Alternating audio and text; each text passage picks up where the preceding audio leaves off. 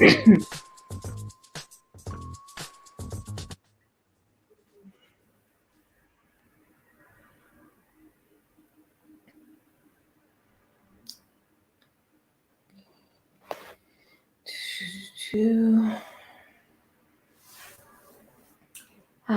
it's that fantasy chick back again for another stream. Um, my throat may be giving me problems again today, but we'll see how it goes. Uh, so, see,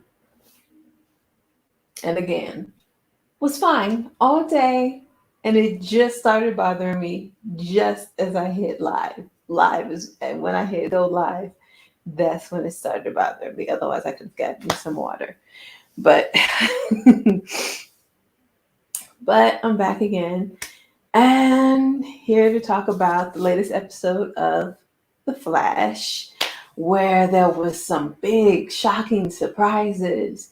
We got to meet the big bad of the season, of the final season, um, where the Flash, Team Flash, had to try to steal this scientific whatever before the big bad's team of rogues stole it so that he can't so that they couldn't build this big time machine because Barry figured out with all the things that they've stolen so far. It was like, oh, if they had all these things and put them together, they can make a time machine. All they need now is this one last thing, and we don't know where to get it, but we know who knows. And they go to Hartley, and of course Hartley knows, and Hartley needs it to build another set of gauntlets. So Hartley was like, I'm going to steal it myself. So they decide to put together their own group of rogues so that they can steal the thing before the bad guys can get to it. And so they go to these people that we've seen on Flash in the past. I can't remember any of these names, but you know, the guy who was framed for killing people because he could make earthquakes and volcano lava and all that other stuff. And then this black guy who was like a gangster and this sensitive gangster. And then of course Frost's boyfriend, who is still pissed at Barry. But he very quickly decides to join their team. And so they get there, they steal the thing, and of course, Frost's boyfriend double crosses them because, of course, he did. He's still bitter. And he's like, you know, I guess the big bad's name is the Red Death. The Red Death promised him that he will get Frost back for him. And it's like, of course, he's going to tell you exactly what you want to hear, you idiot, to get you to do what he wants you to do. Like,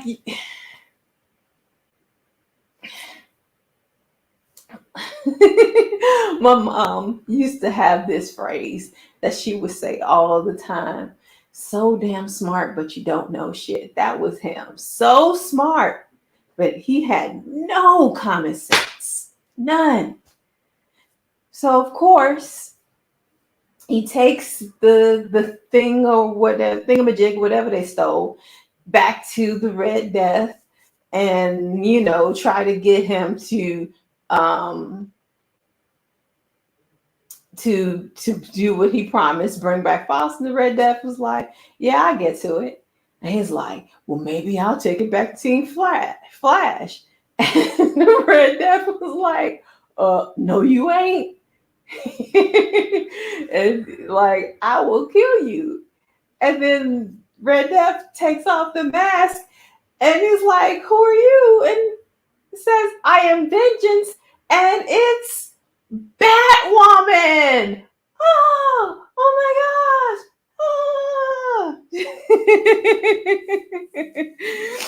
Oh, so yes, yes. Me and my sisters want to put it on the t-shirts because it was one of her main phrases. But she used to say it to us all the time. But yeah, so the big bad of the season is Red Death, aka Batwoman. We do not know how Batwoman became this way, but I guess we're gonna figure it out. And I'm guessing they're part of um of beating the Red Death is going to get her to revert back to being Batwoman and being good again because Team Flash, they are not going to try to defeat Batwoman. They're just not. They're going to be like, there's still good in her. I know we can change her back. We just got to figure out what went wrong. So,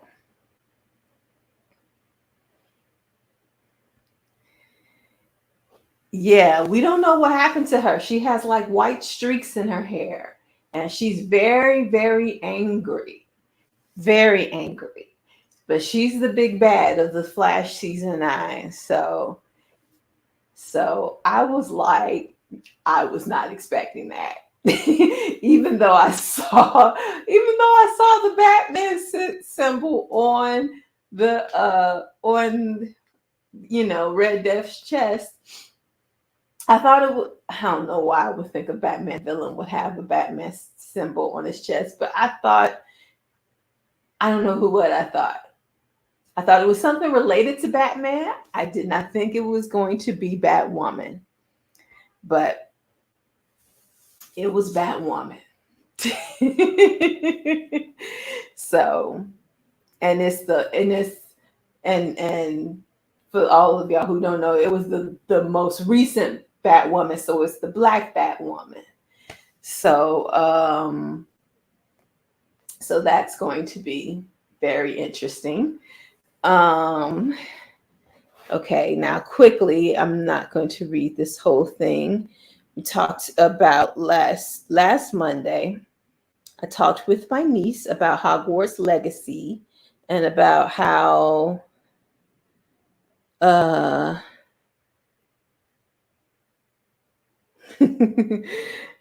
missed nothing. Okay. We talked about Hogwarts Legacy and how on her corner of TikTok people were very excited about it, and there were a lot of people playing Hogwarts Legacy. So um the the boycotts, I basically was like, I don't think the boycott worked. And this article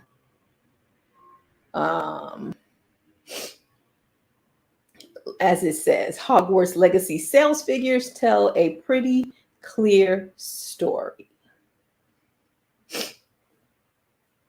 Hogwarts Legacy's early sales numbers reveal just how popular the game is. Okay, skip down to Warner Brothers Games has confirmed via press release that Hogwarts Legacy has sold over 12 million units in its first 2 weeks and has generated over 850 million in sales revenue during that same period. According to the studio, that makes the game WB Games' biggest launch ever. Remarkably, the records don't stop there. WB also revealed that Hogwarts Legacy has been played for over 280 million hours to date in 2 weeks. If you break that down equally among those 12 million copies sold, which is obviously a pretty crude method, that would mean that the average buyer has spent about 23 hours playing the game so far. That's an impressive figure for a modern single player game. Of course, that figure kind of makes sense when you consider that WB also revealed that Hogwarts Legacy attracted 1.28 million concurrent viewers on Twitch at one point, which is a new record for a single player game on that streaming platform. So, yeah, I'm not going to read this whole thing. But so, yeah.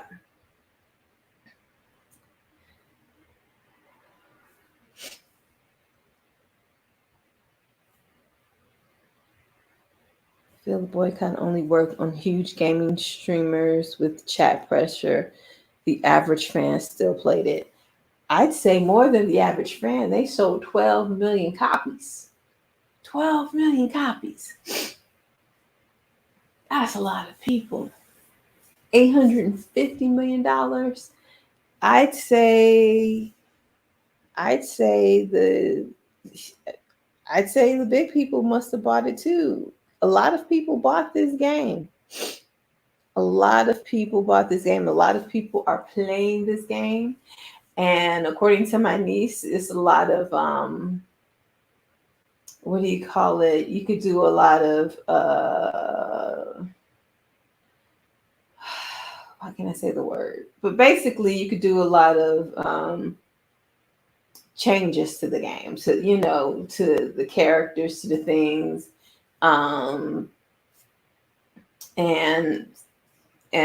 I feel like that sort of part of the gameplay can customizing, that's what I was trying to say. There's a lot of customizing to the gameplay, and that sort of I think that's part of what's making people very excited about the game and excited to play. The customization.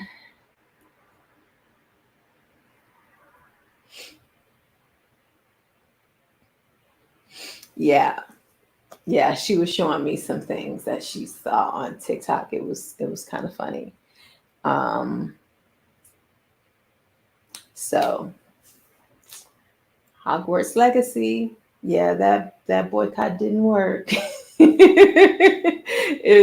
it not only did people buy it, it broke records.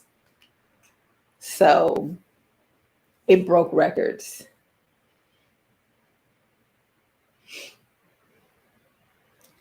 But not this game. The dreads actually look like dreads.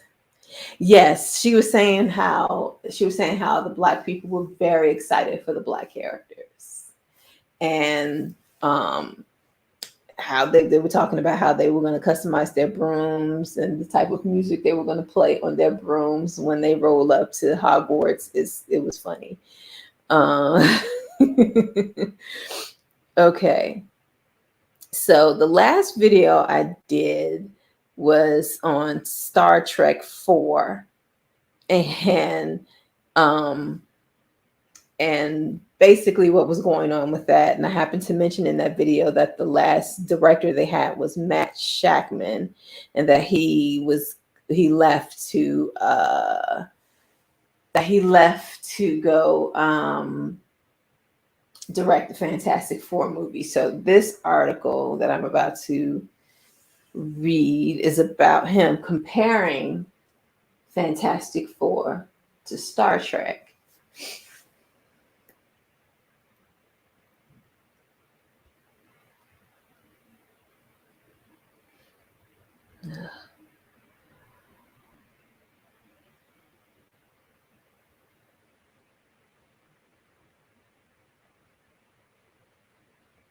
Okay. So Marvel director compares Fantastic Four to Star Trek. Before coming back to Marvel to helm the upcoming Fantastic Four movie, director Matt Shackman had been working on the fourth Kelvin Universe Star Trek movie. To hear Shackman tell it, the movie wasn't that great. The move wasn't that great of a leap. When you think of a team of explorers created in the 1960s, known for their colorful costumes and compelling interpersonal dynamics, who comes to mind? You might say the crew of the USS Enterprise, created by Gene Roddenberry and introduced in the first episode of Star Trek in 1966. But if you wanted to go back a few years further, you might think of the Fantastic Four, the quartet from Stan Lee and Jack Kirby, who kicked off the Marvel Age of Heroes with Fantastic Four #1 in 1961. While the original Enterprise crew hasn't had the spotlight for a while now, and the Fantastic Four haven't quite enjoyed the pop culture saturation of their marvelous counterparts, the two teams are primed for a comeback. The Kelvin Universe movies starring Chris Pine as Kirk and Zachary Quinto as Spock may be in limbo at the moment, but these characters remain going concerns in Strange New Worlds, the most well received of the 5 currently ongoing Trek series. Likewise, Marvel's first family have been taken off the board for a few months following 2015 Secret Wars, but the team has been coming back. The latest ongoing launched with an audacious run from writer Dan Slott and MCU head Kevin Feige plans a big budget Fantastic Four movie as the launching point for Phase 6 of the franchise. And the guy at the center of both is Matt Shakman. After directing the much-loved Disney Plus series WandaVision, Shakman was recruited by Paramount to helm the 4th movie in the Kelvin franchise, the follow-up to 2013's severely underrated Star Trek Beyond, would have reunited Kirk with his father, George Kirk, played by Chris Hemsworth. And it breaks my heart. It breaks my heart to not have a Star Trek movie with Chris Hemsworth because Thor. Oh, come on. But when Feige offered him the chance to direct Fantastic Four, Shakman couldn't resist, partially because it was a lateral move, creatively speaking. The reason I love Star Trek, I'm sure, is a big part of why I love the Fantastic Four, Shakman told Collider.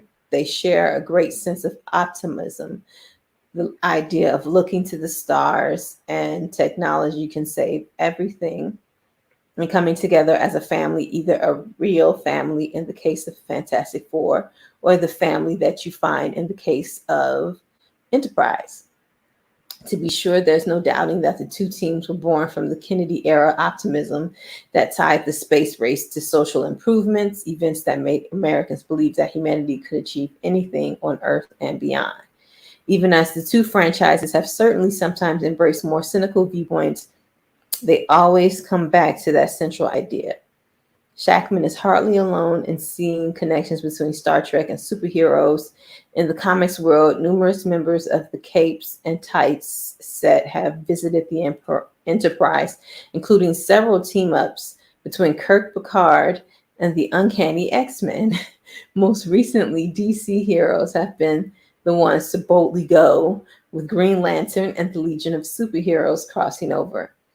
Projects like these shows that creatives are always ready to tell stories about the Fantastic Four and Kirk and his crew, even if their ideas are sometimes passé. Okay.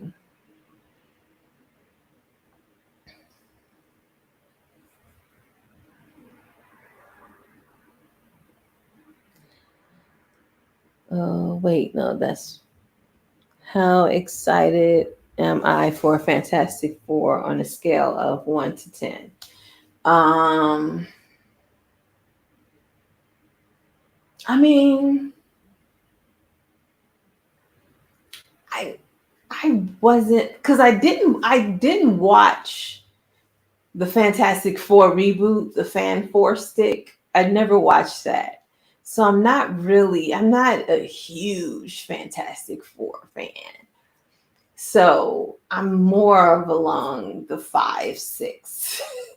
I'm in the middle. I'm in the middle with the Fantastic Four. They're gonna have to come with some more information before I'm excited. I'm still gonna watch it. I don't know if I'm ever gonna watch the reboot, the Fan Four Stick reboot. But with Who is that? Miles Teller, is that his name with him? Yeah, I didn't watch that. But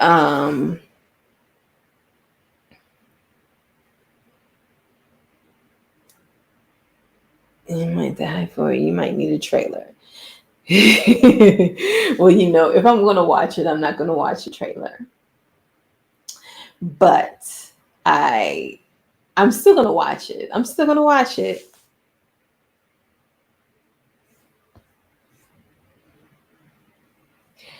And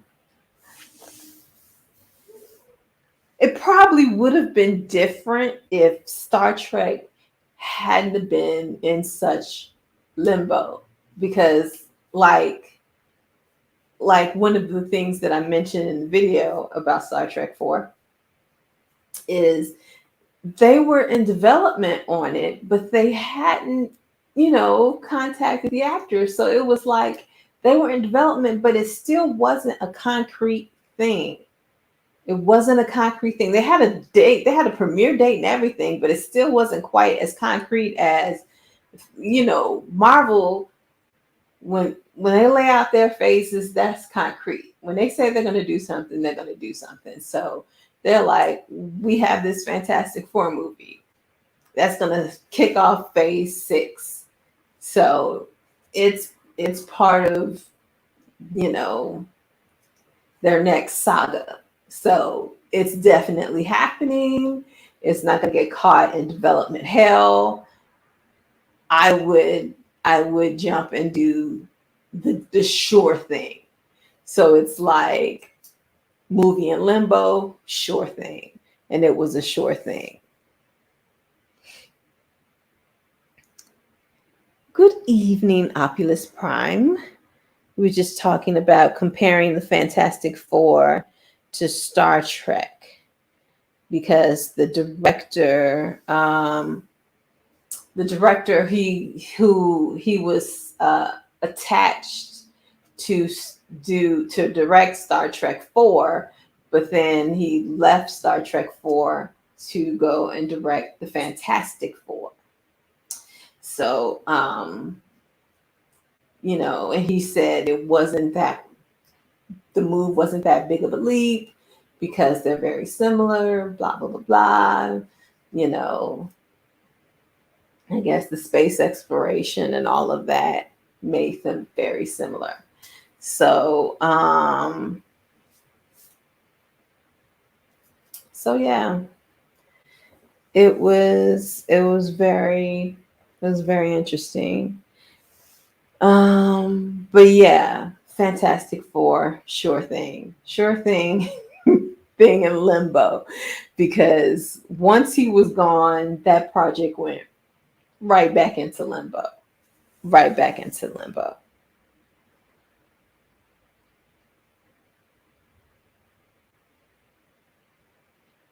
If it was Star Wars, it wouldn't have been in limbo. It would have been more concrete. It's because Star Wars, because of Star Wars. It's because Star Trek has been basically, dicking around the last few years. So they haven't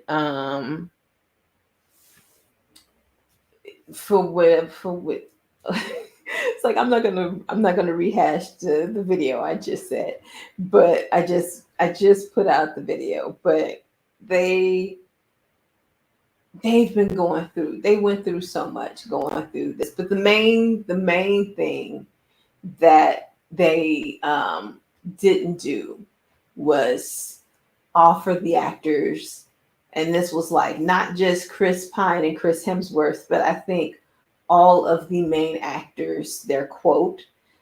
And when they brought on Matt Shackman, they were willing to pay everybody their quote, willing to pay everybody what they wanted. So they were really doing what they wanted, doing what they could to get this film off the ground. So when they lost Matt Shackman, they lost a lot of momentum. But that's their fault. It's their fault. If they would have said, giving people what they wanted years ago, You know, this film could have been done. But okay. And the last thing I think, yes, the last thing we'll talk about is, Spider-Man 4 news. It's not it's not really news. It's like it's it's basically a bunch of, this is what we know and this is what we're speculating on. It's a lot of speculation, but is speculation uh masquerading as news.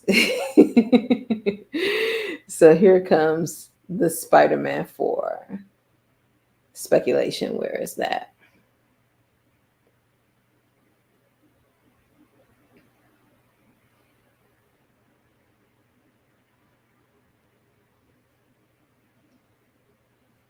Okay.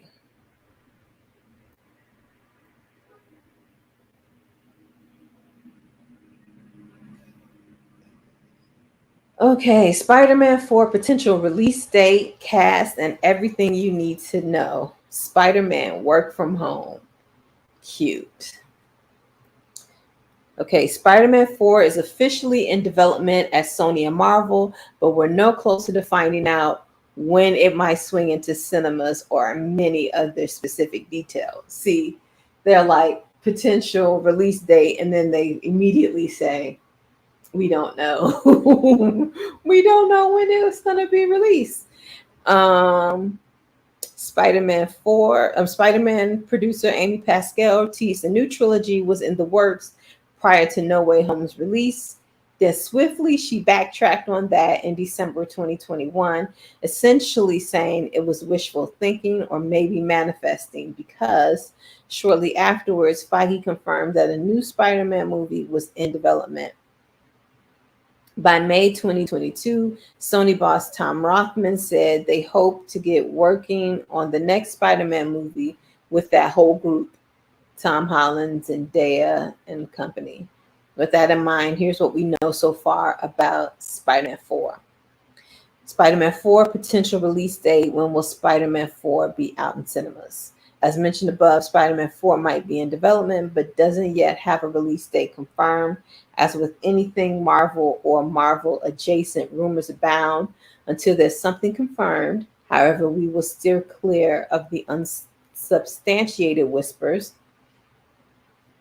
And then they go to say, in the past, there have been 2 years between each Spider Man movie within the MCU, but we have a feeling it'll be a bigger gap for the next film, as 2023 already has two Marvel films slated for release: Spider Man Across the Spider Verse on June 2nd, and Madam Web on October 6th. The Sony date that has inspired the aforementioned whispers is an See, they go and they go right into the rumors. Is an unconfirmed Marvel project for June 7th, 2024. This could be Spider-Man 4, but this would place the film 1 month after Captain America New World Order and 1 month prior to Thunderbolts. This feels like an overload of films, even for a cinematic universe as chock-a-block as the MCU. While Sony reportedly was keen to have John Watts return as a director, he's currently taking a superhero break after exiting Fantastic Four. But if there's as big a gap as we think there'll be for Spider-Man 4, never say never. All this to say that as of writing, it's hard to guess when the fourth installment will be out. If Sony is keen to keep Holland in the suit, it might be sooner rather than later. But if a new man is to take over the mantle, we may be waiting a while longer. Spider-Man forecast: will Tom Holland return as Spider-Man? Tom Holland has been a bit cagey on his future as Peter Parker, understandably. Initially, he was quoted as saying, "Maybe it is time for me to move on. I have to take Peter Parker into account as well, because he is an important part of my life," and added, "If I'm playing Spider-Man after I'm 30, I've done something wrong. Spider-Man exists after 30. Spider-Man grows up and gets married and, has a family. I'm sure he has a family. I know he grows up and gets married. However, he then clarified those quotes saying, I don't know what the future of Spider-Man looks like. I don't know whether I'm going to be part of it. Spider-Man will always live on in me. And I know that producer Amy Pascal and the studio are keen to figure out what the next chapter of Spider-Man looks like. If that happens to be with me, then that's very exciting. But, if it's time for me to walk away, then I'll do so proudly. There's always the possibility that Holland could move into more of a mentor role for a new Spider-Man, Miles Morales, perhaps, because it's time for them to stop starting with a new Peter every time and just bring on Miles Morales. Because, if they reboot one more time with a new Peter, and because Peter was brought into this universe, it would be hard for them to reboot with a new Peter. If you want another Spider-Man, bring in Miles Morales. But there are no teasers for that in No Way Home, so we can only speculate for now. We'd imagine that Zendaya and Jacob Batalon would return as MJ and Ned, respectively, but by the end of No Way Home's, remember Peter is in fact Spider-Man. That could mean MJ and Ned won't be in a potential fourth movie, although we're just speculating for now. Happy Hogan doesn't know Peter now either, but he does know Spider-Man, so he could be back again. One person who definitely won't be in it is Marissa Tomei, as Aunt May is tragically killed by the Green Goblin. The multiverse does offer the possibility of an alternate Aunt May, like the alternate Spider-Man, but we feel this won't be done. It's also unlikely that Andrew Garfield or Tobey Maguire would return again to their roles, given that their brief but meaningful appearance in No Way Home is rectified as the plot reseals the multiverse up. However, they do now have official MCU names as Friendly Neighborhood Spider-Man Maguire and the Amazing Spider-Man Garfield. So who's to say they couldn't swing by the MCU again? Garfield would certainly be up for another team-up movie as long as the story called for it. It would have to be something very unique, very special, and serving to an audience and in service of the character. Could we see Tom Hardy as Eddie Brock and Venom in the fourth movie? He does appear in the credits scene, but is taken back to his own universe. More on him later. Spider-Man 4 plot. Does No Way Home set up Spider-Man 4? Short answer, not really. The climax effectively wraps up the trilogy and sets a blank slate for the future. The possibilities for that new movie are endless. What we do know is that the story, mysterious as it is being written. Basically, again, we don't know. We don't know. We don't know. We don't know. It's just more, we don't know. Is so much we don't know. And then they end with Spider-Man 4 trailer. Any Spider-Man 4 footage yet? Of course not. Of course not. But yeah, it's just it's an article of we don't know, but this will be great. This will be great if this happens, or we don't know. There's a hope. We're not going to substantiate any rumors, but let's tell you about this rumor that we're going to substantiate real quick.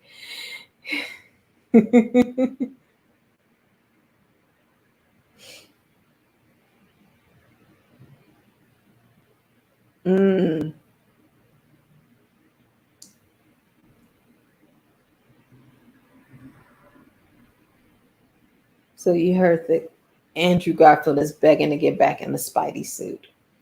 Well, the article said, quoted him as saying he would be interested if it was, if the story serves, if it served the story and serves the character and blah blah blah blah blah. He was your second least favorite Spider-Man. uh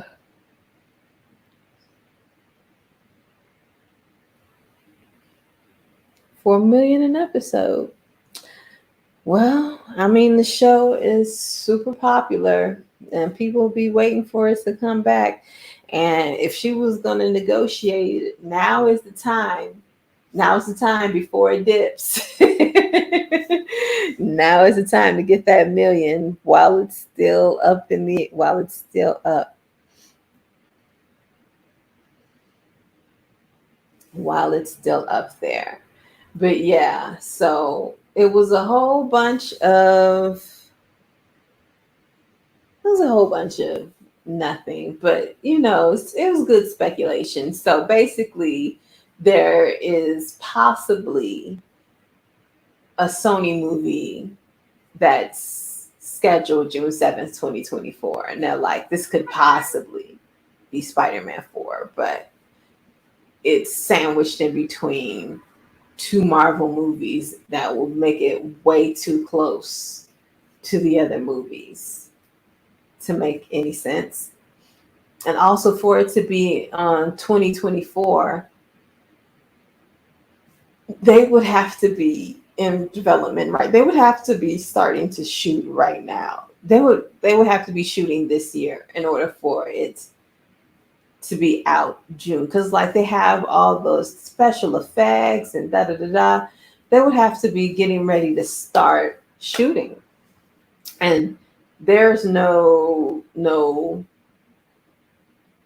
news of development, no news of casting, no news of anything. Like there would have to be movement in order for it to be out June 2024. There would have to be movement right now for it to be out June 2024. So I don't believe that. I think that's too soon. And but yeah. And so yeah, just a lot of speculation. Who's gonna be in it? We don't know. But it could be anyone. I just found the article hilarious.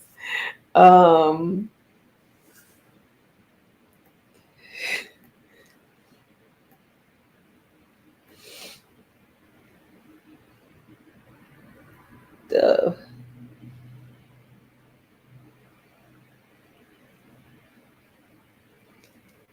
Spider-Man live action. I've been waiting for a live action Miles Morales for a long time. I really want a live action Miles Morales. The Spider-Verse. There's a sequel coming out to that. That should be this year. The I forget the name of it, but it's something to the Spider-Verse. But there's a sequel to Into the Spider-Verse coming out that should be this year.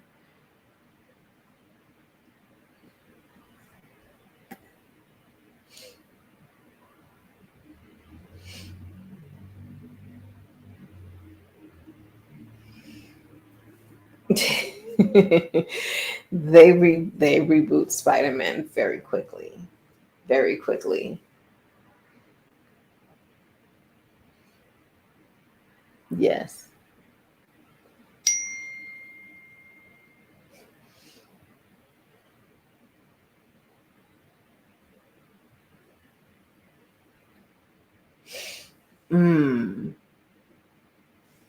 See, that's probably Sony telling.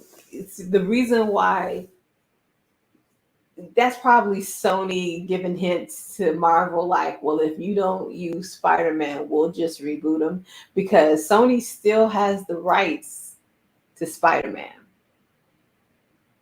So Marvel is using Spider-Man with the permission of Sony. So if Marvel doesn't keep using Spider-Man, Sony can go and snatch him back and start this journey all over again.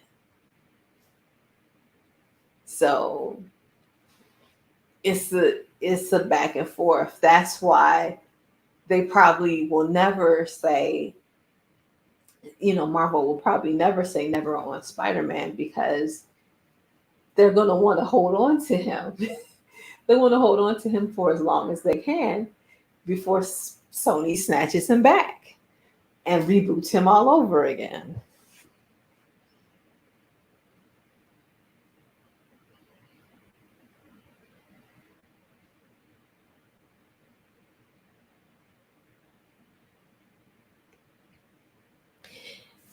He's too old to be.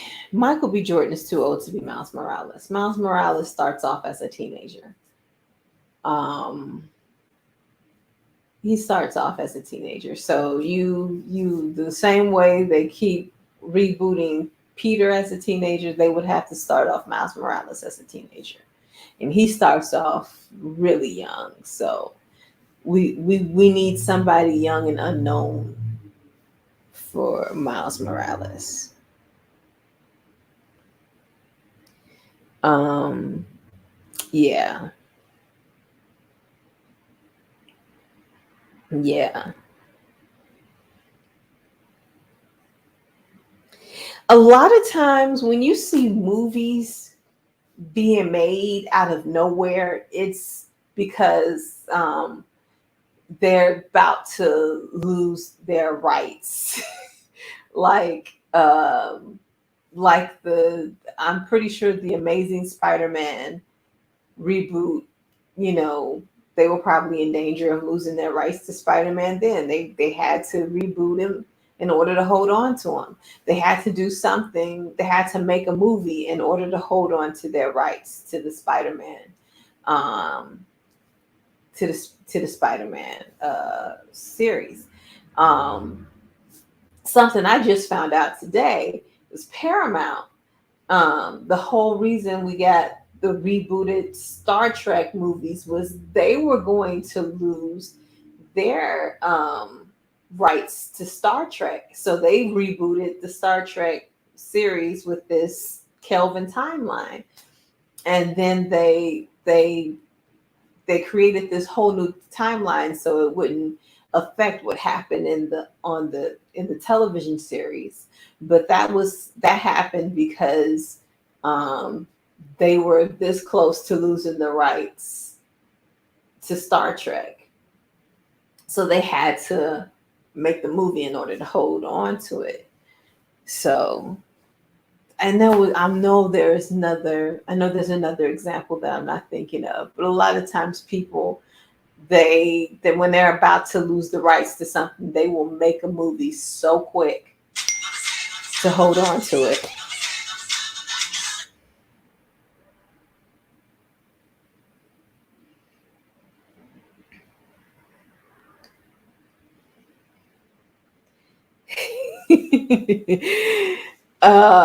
People will crucify them though. They would get crucified. It would be like Sonic the Hedgehog when the first images of Sonic the Hedgehog came out and the internet ripped it apart and they had to go and redo the whole movie all over again just to redo Sonic. Like basically they had to do the movie twice in order to get the Sonic the Hedgehog down. And it helped, it saved the movie, because I know they wouldn't have had sequels if they would have kept that original Sonic the Hedgehog. They wouldn't have had sequels.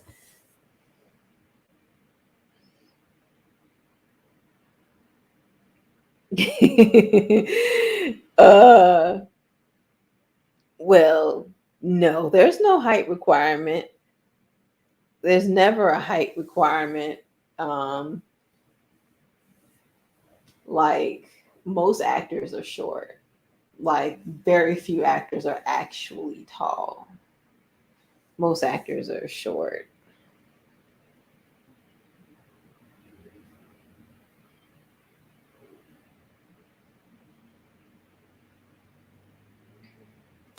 Star Trek is so there are so many shows on Paramount Plus right now. Star Trek between the card and Star Trek Discovery, and they even have a cartoon. They have so many things going on. Um, and I think like the article mentioned, Strange New Worlds. Um, so I and I hear Picard is really really good. I hear Picard is really good.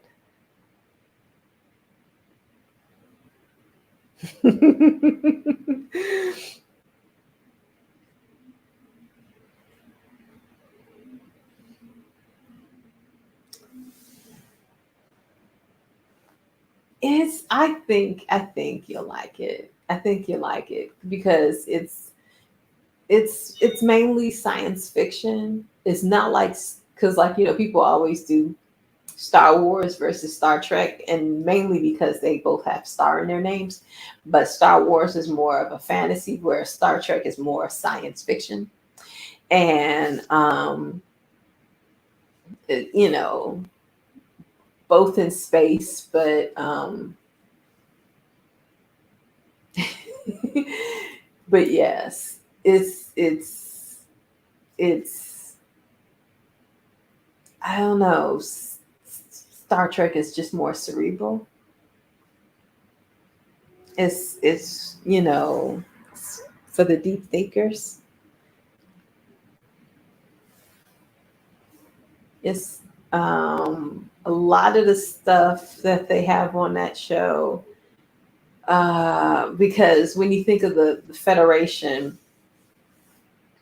Federation is like it's uh, it's the world of the future, and they have actual peace. Like it's like we're always saying, "Oh, I want world peace." There is peace. Federation of Planets. There's peace. I mean, of course, there is the Klingons. The Klingons and probably the Romulans, but definitely the Klingons. But most of the time, most of the planets they have peace. Now they're going and they're searching out planets that they have never discovered before. That's part of their that's part of what they do, going and discovering planets and blah blah blah blah blah blah blah. but but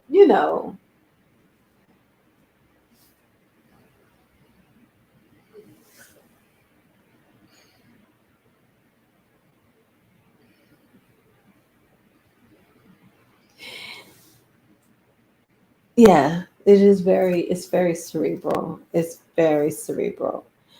But I don't know, I like it. I like it. I like because of the storylines make you think.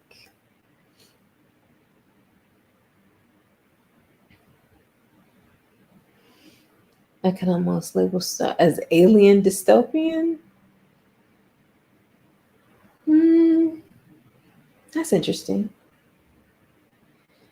Um, Speaking of planets undiscovered and buzz on Prometheus, of new any buzz on Prometheus or new alien movies. I haven't heard any. I haven't heard any new alien movies. That doesn't mean that they're not out there. That doesn't mean that they're not out there.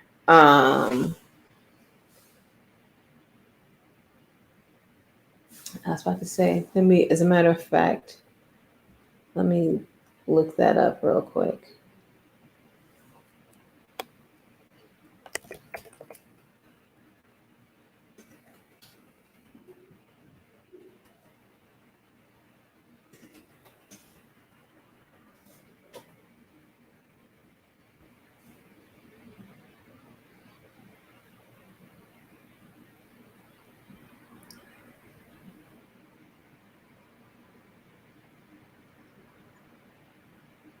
Okay, I found something. I don't know uh if this, I have to look and see. It's been a handful. Oh, since the xenomorph. So this is the actual alien. Here, let me share my screen so you can see what I'm looking at. Where am I? um, I I found something.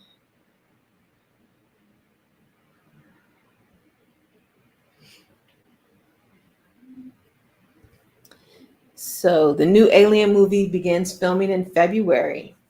Director Fede Alvarez is set to begin shooting his Alien movie in the new year with pre-production already underway. And this is from December 23rd, 2022.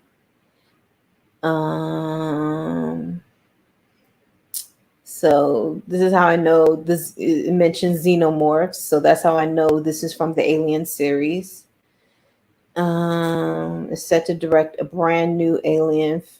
Okay, as we learned earlier this year, director Fede Alvarez of Don't Breathe and Evil Dead fame is set to direct a brand new Alien movie. Though official updates on the project have been a bit quiet, we now have a pretty significant one that promises things are moving swiftly in the right direction.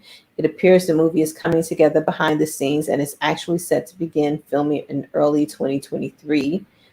According to the Film and Television Industry Alliance website, the movie, currently going under the title of Alien Romulus, is set to begin filming on February 6, 2023.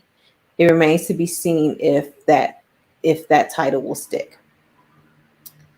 Um, Pre-production is already set to be underway, with production due to take place in Budapest, Hungary. Unfortunately, no plot details or anything of the like were revealed in the production listing, but if cameras truly do begin rolling in just a couple of months, we will surely be learning more sooner than later. Um, as we heard, look to be gunning for da da da da. The key thing here is that Ridley Scott, who directed the original sci-fi horror classic that started it all, is on board to produce the film. So Ridley Scott is producing it. Other than that, it looks like this will be made to go straight to Hulu, which, like it was done with the Predator prequel, Prey, earlier this year. It's worth noting that it's expected to be a standalone adventure in the franchise. This will not be a sequel to 2017's Alien Covenant, which left us with a pretty big cliffhanger. In all likelihood, will never be resolved. Aside from the new movie, an Alien TV series is also in the works for FX from Noah Hawley, with Scott also producing. The new Alien movie does not yet have a release date set.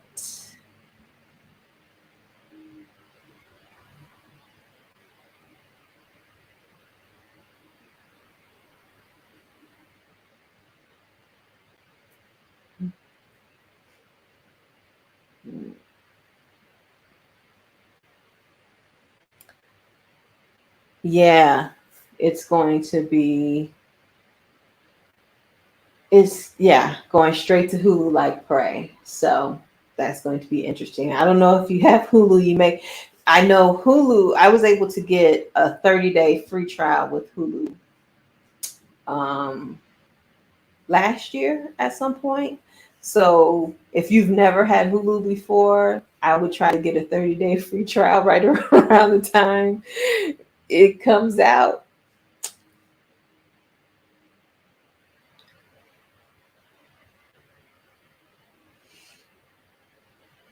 know. I don't know. Ridley Scott is producing it, so you'll never. And they said Prey was good. People liked Prey, so